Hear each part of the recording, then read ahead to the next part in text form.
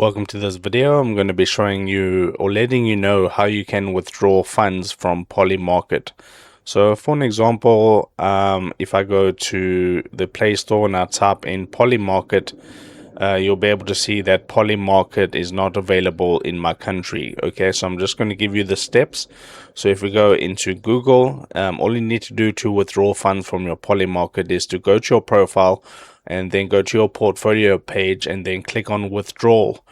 Okay, then you enter in your destination crypto wallet, select your preferred token and network such as USDC or Polygon, input the amount and then confirm the transaction.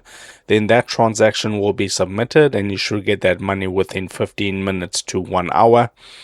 So the step-by-step process is open portfolio, select withdrawal, enter address, choose token, and then you can basically withdraw your funds. Confirm all of that and you're good to go. If this helped you out, drop a like on the video and subscribe to my channel.